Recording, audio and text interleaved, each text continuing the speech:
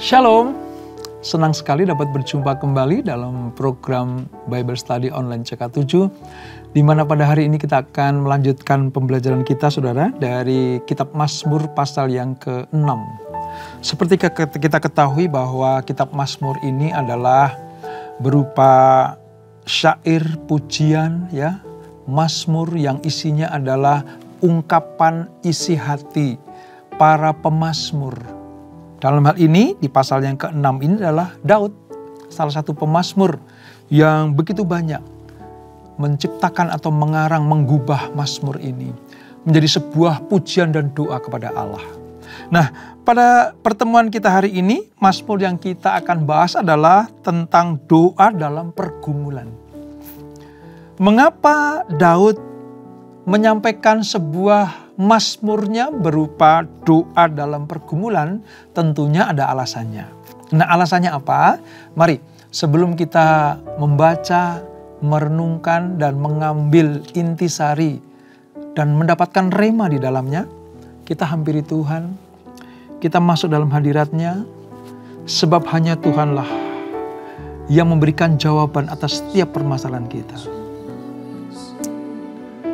Kami datang kepadamu,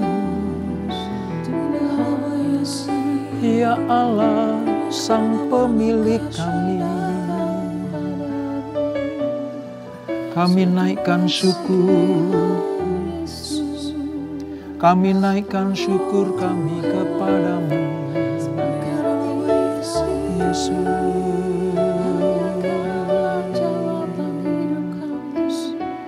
Hanya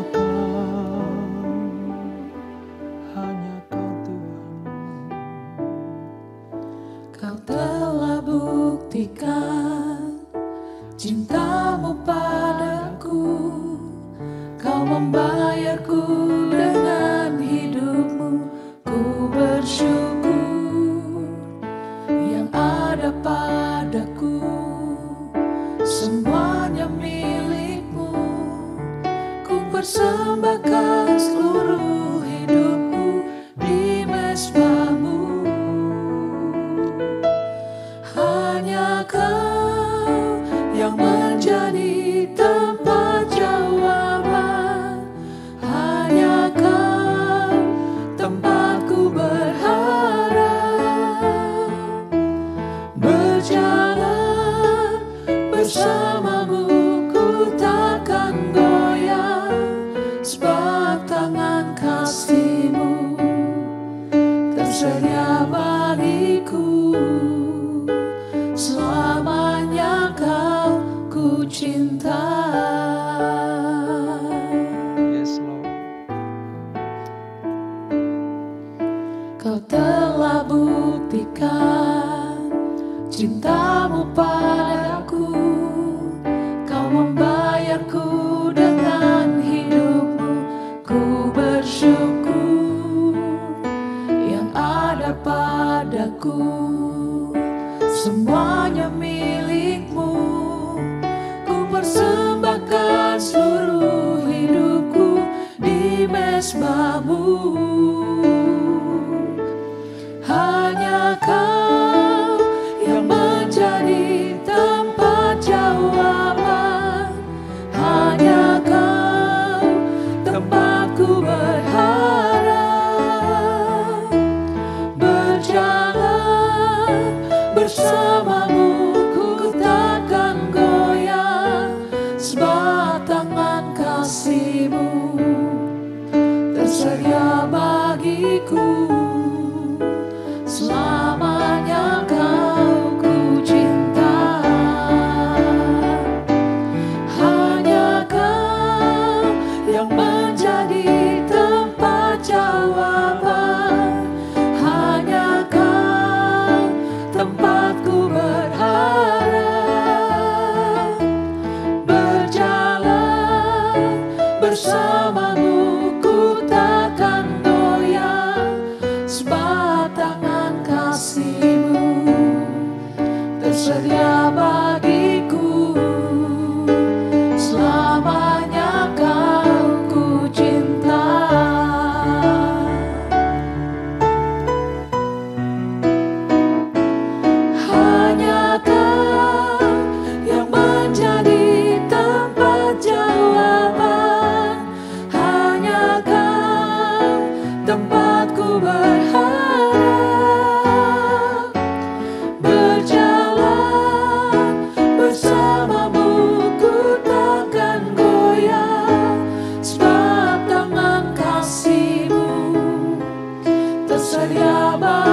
bagiku, selamanya Kau ku cinta.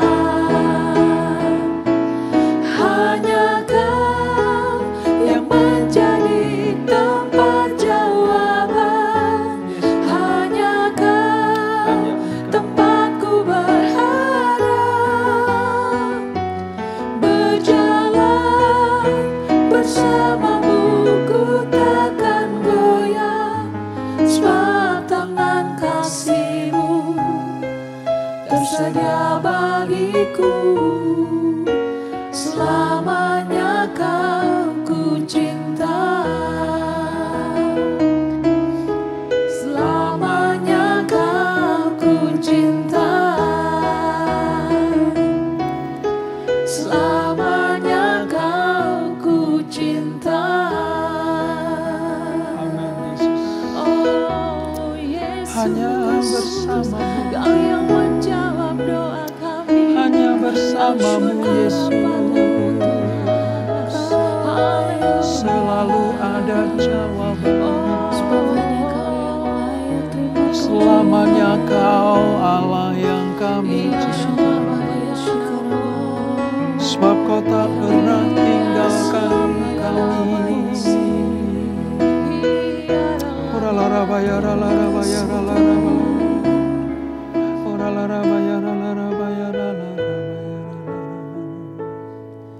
Bila hati terasa berat, tak seorang pun mengerti bebanku. Ku tanya Yesus, apa yang harus ku buat? Dia berfirman, mari datanglah. Dia selalu pedulikan aku. Ku datang Yesus, Dia pikul segala bebanku. Sujud di altarnya, ku bawa hidupku. Ku terima anugerahnya, Dia ampuniku dan bebaskanku. Dia ubah hidupku, baharui hatiku. Sesuatu terjadi saat datang di altarnya. Amin, Yesus. Bila hati terasa berat, tak seorang pun mengerti bebanku. Ku tanya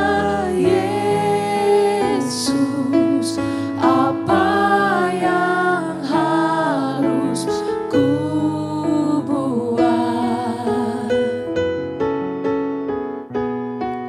Dia berfirman, mari datanglah.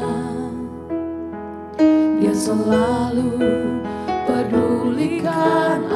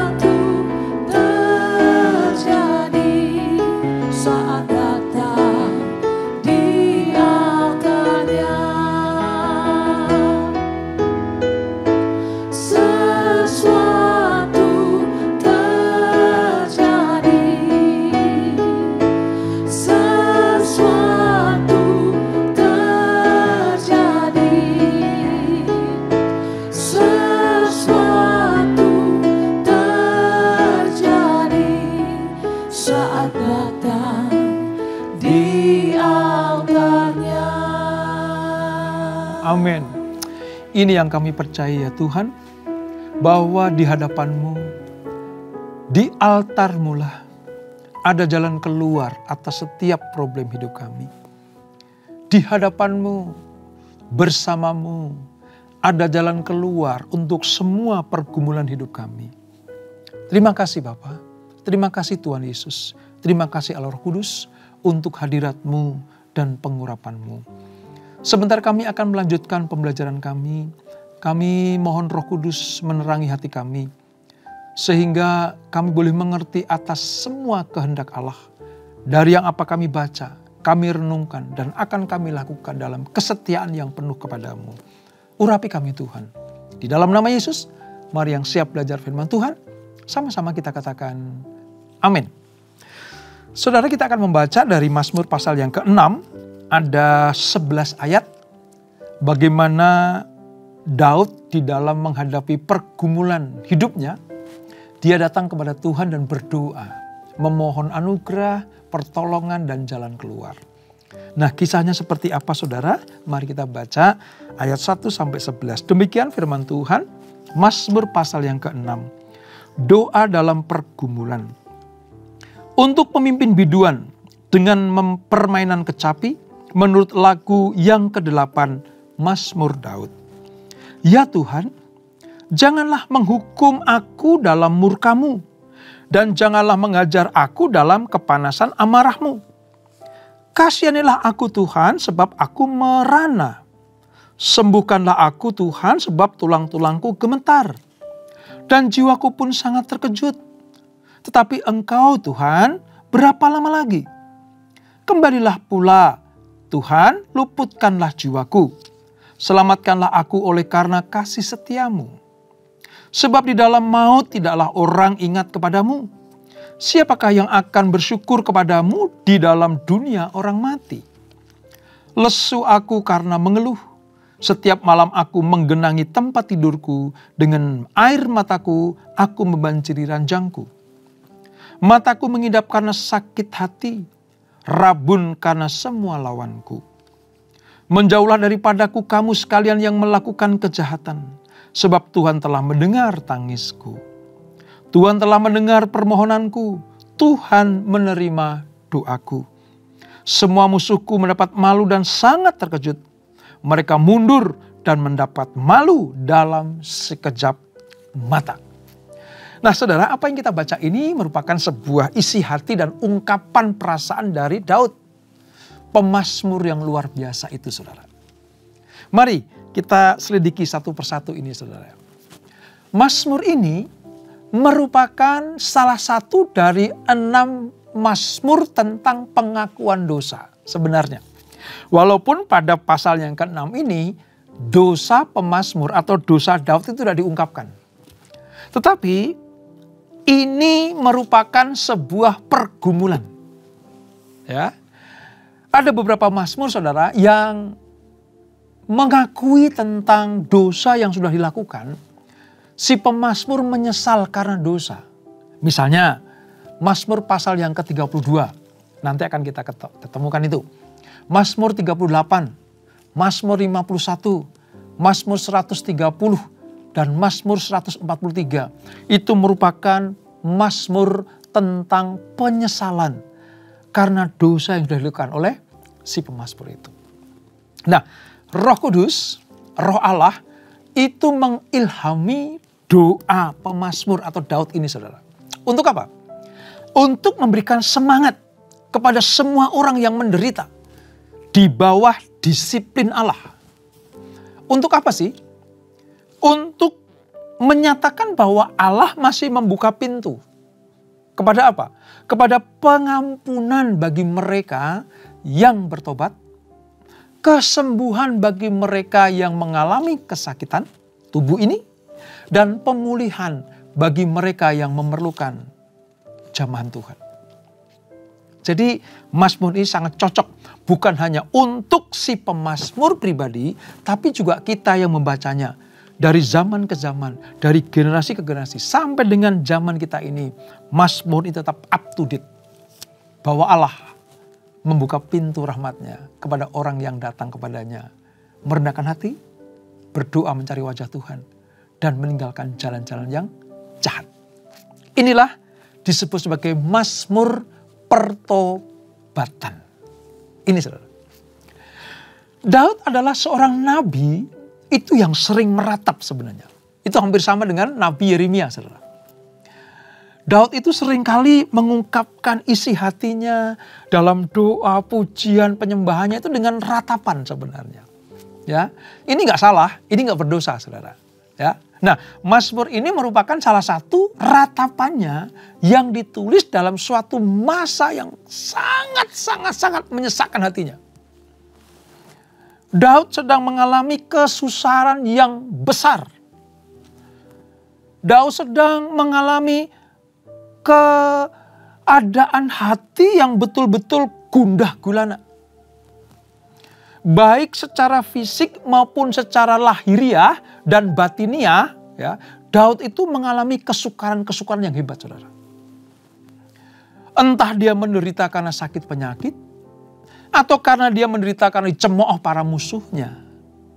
Bisa juga karena pergumulan ini akibat dari dosa-dosanya yang dia lakukan. Bisa saja. Nah, Daud mengawali mazmur ini dengan keluhan-keluhan yang penuh duka sebenarnya.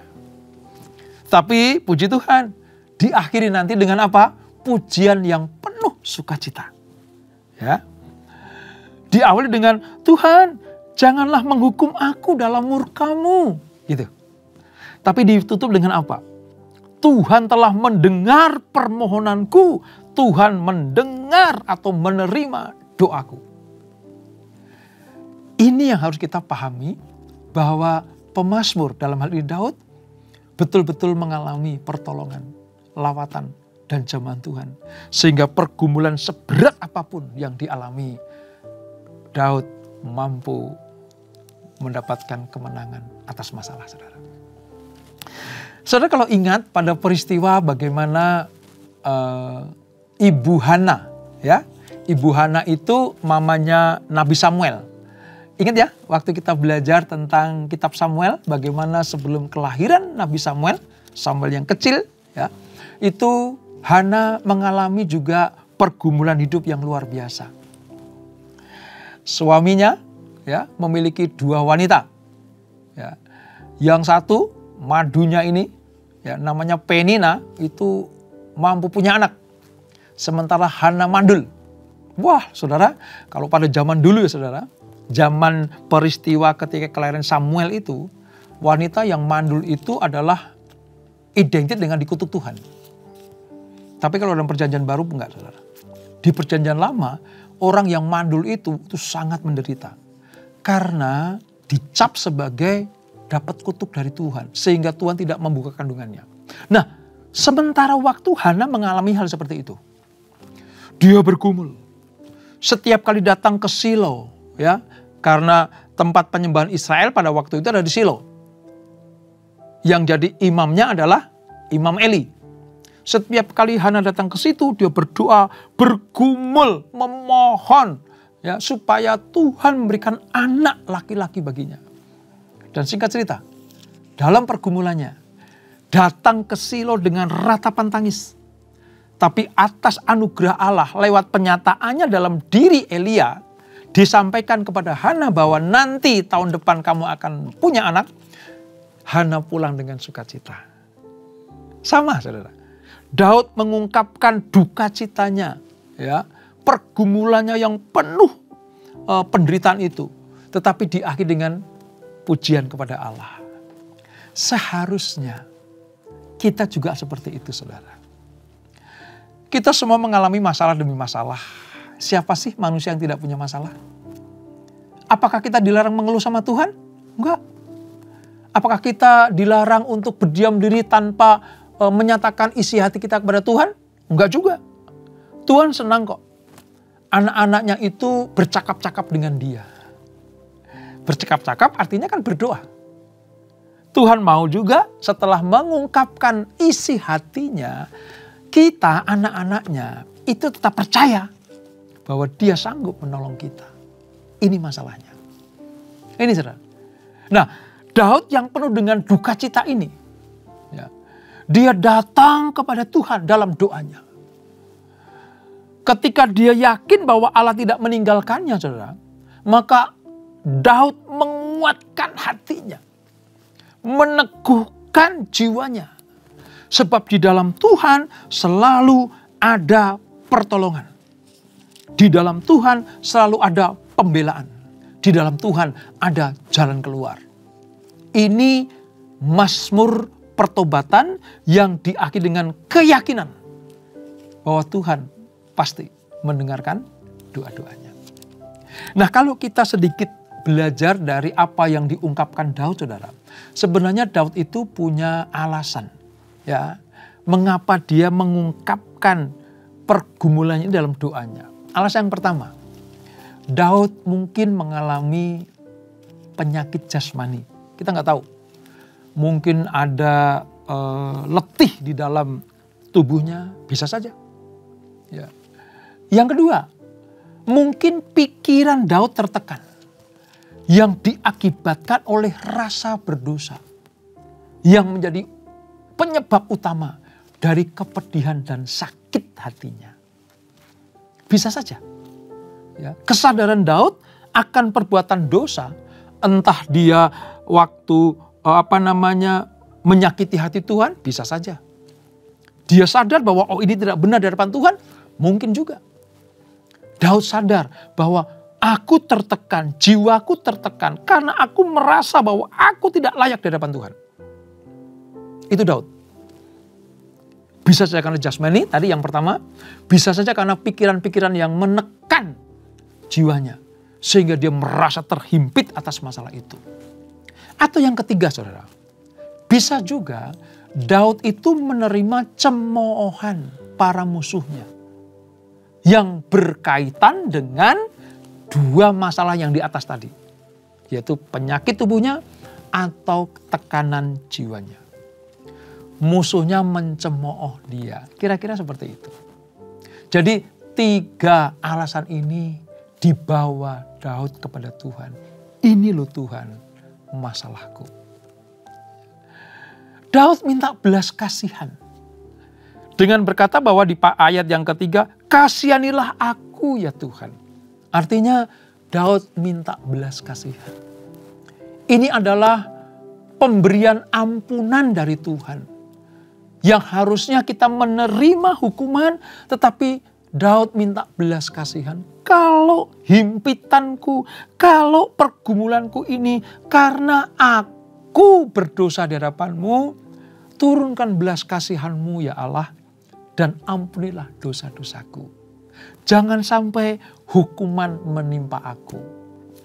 Ini isi hati Daud dalam Mazmur pasal yang ke-6 ini. Itu tentang belas kasihan. Yang kedua, tentang kasih setia. Ya. Senada dengan kasih karunia, saudara. Pemberian kebaikan yang tidak dapat ditarik kembali. Allah sudah memberikan anugerah kepada Daud. Supaya apa? Janji Allah kepada Daud dan keturunannya itu digenapi. Makanya Daud menyatakan kasih setiamu. Di ayat 5 dikatakan seperti itu, saudara. Kembalilah pula Tuhan, luputkan jiwaku, selamatkanlah aku oleh karena kasih setiamu. Daud mengingatkan bagaimana Allah berjanji kepadanya bahwa dia akan menjadi penolong. Dia menjadi gembala. Dia menjadi pemimpin dalam hidupnya. Makanya Daud ingat akan hal itu.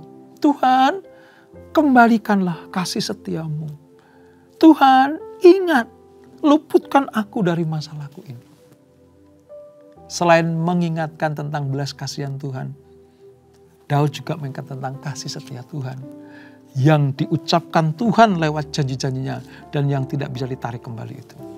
Itulah yang Daud mohon dari Tuhan saat ia sadar sedang menderita karena kesalahan dan dosanya.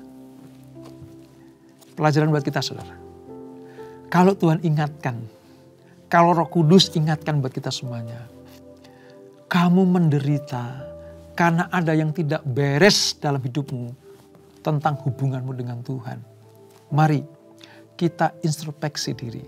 melihat ke dalam. Kita teliti satu demi satu, saudara. Apakah kita menyakiti hati Tuhan? Apakah Tuhan kecewa dengan tingkah laku kita? Apakah kita sudah menyimpang dari kehendak Tuhan? Kita keluar dari kebenaran yang Tuhan berikan buat kita. Kita keluar dari jalurnya Tuhan. Kalau Tuhan ingatkan itu, inilah doa yang patut kita teladani. Doa di dalam pergumulan. Supaya apa? Supaya Tuhan mencurahkan belas kasihannya dan menepati kasih setianya untuk memulihkan kita semuanya. Ini Daud, saudara. Daud itu yakin bahwa penderitaan entah itu fisik, ya, karena dia berkata begini, saudara, di ayat yang ketiga, tulang-tulangku gemetar. Itu bisa saja berbicara tentang sakit penyakit fisiknya. Atau gambaran simbolis tentang suasana tekanan batinnya. Dia berkata begini di ayat 7 dan 8. Air mata dan sakit hati. Oh, ini. Lesu aku karena mengeluh. Setiap malam aku menggenangi tempat tidurku. Dengan air mataku aku membanjiri ranjangku. Jadi kata air mata itu simbolis dari apa? Tentang tekanan batin. Manusia kalau jiwa dan batinnya tertekan, saudara, itu diungkapkan lewat keluarnya air mata.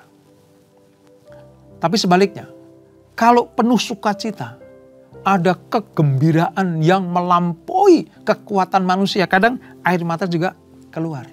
Nah, pada posisi ini, air mata ini berbicara tentang tekanan batin yang dialami oleh Daud. Semuanya yang dialami Daud ini dipercaya oleh dia sebagai sebuah apa? Sebuah keputusan Tuhan untuk memberikan pelajaran bagi Daud. Ini pelajaran buat Daud. Ya. Di satu sisi, keletihan tubuhnya bisa juga.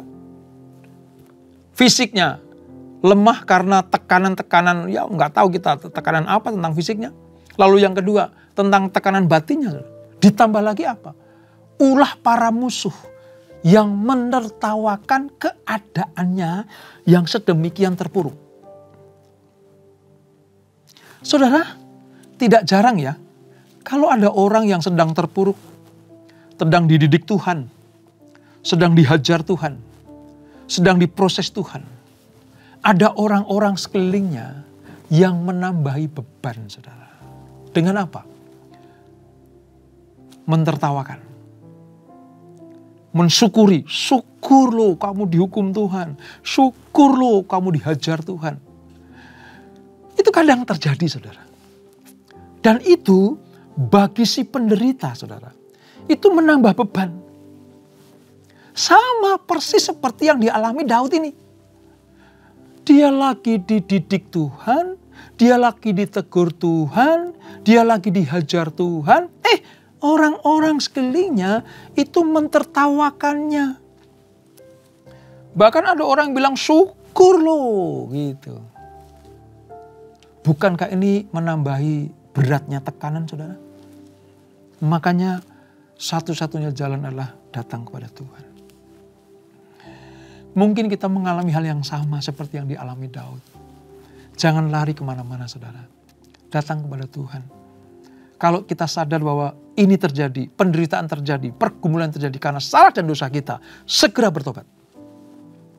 Mungkin ada orang-orang yang mentertawakan kita.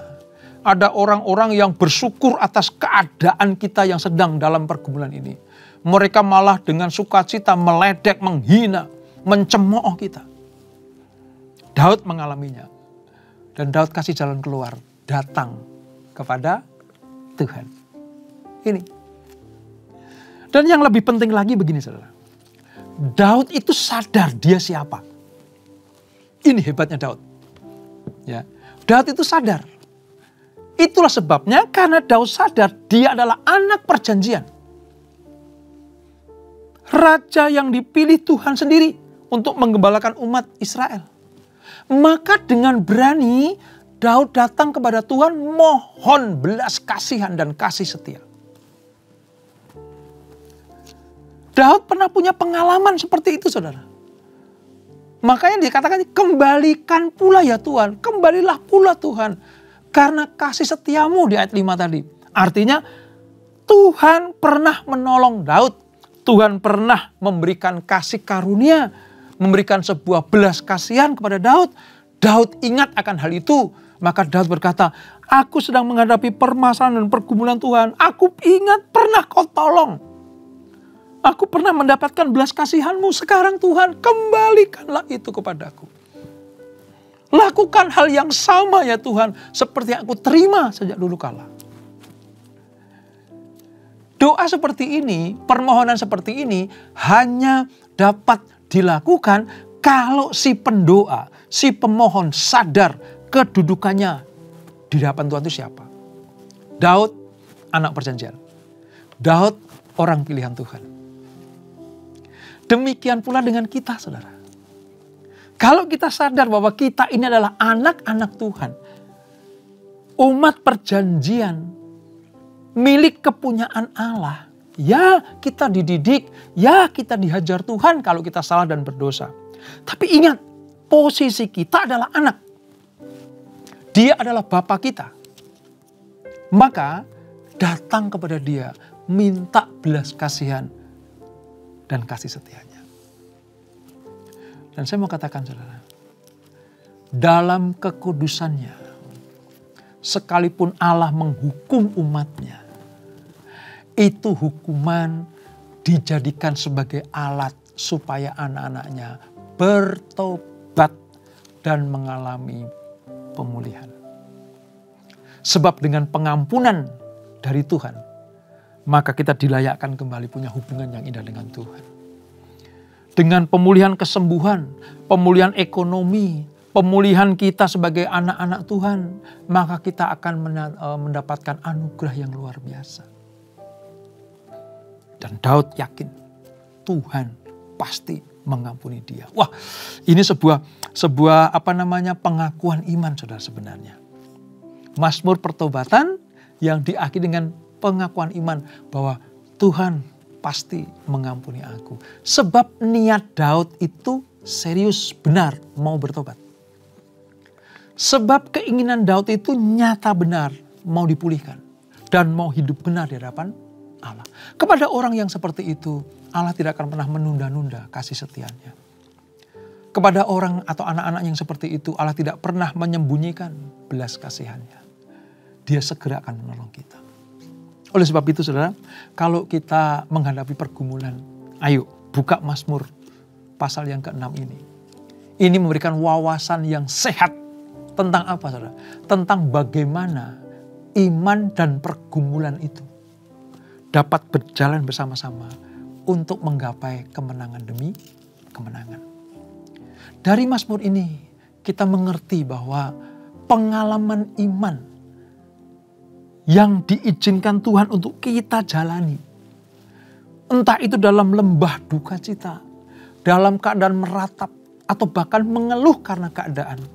Allah tidak pernah membiarkan anak-anaknya tetap tinggal di dalam penderitaan. Semua ratap dan keluhan Daud ini saudara, ditujukan kepada Allah langsung. Ini bukan bentuk kekurang ajaran Daud. Ini bukan karena Daud meremehkan Tuhan. Justru Daud menghormati Tuhan karena dia tahu satu-satunya jalan keluar hanya di dalam Tuhan.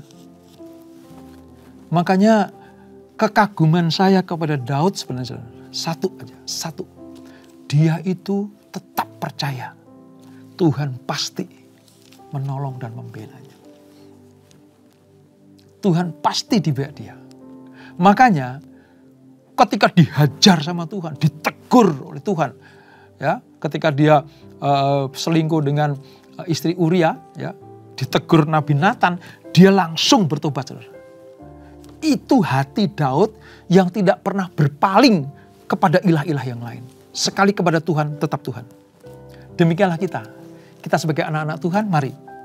Kalau kita percaya Yesus adalah Tuhan dan Allah kita, ketika dia negur kita dihajar dia, kita didisiplinkan oleh Tuhan. Jangan lari dari dia. Jangan lari dari didikan Tuhan. Jangan lari dari teguran Tuhan. Jangan lari dari disiplinan Tuhan. Sekali Yesus, tetap Yesus. Supaya apa? Keadaan kita dipulihkan. Sama seperti Daud dipulihkan. Jangan putus asa. Dan jangan tinggalkan Tuhan. Sebab Tuhan masih membuka pintu rahmat-Nya. Sehingga belas kasihannya dan kasih setianya mengalir dalam kehidupan anak-anaknya. Yaitu saudara dan saya. Dan itulah Mazmur pasal yang ke-6. Kita tundukkan kepala. Bapak, terima kasih untuk anugerah-Mu. Kami belajar dari Mazmur pasal yang ke-6. Bagaimana seorang Daud dalam pergumulannya mengambil keputusan yang tepat untuk tetap setia kepada Tuhan. Dalam keadaan sedang dididik Tuhan. Didisiplinkan Tuhan.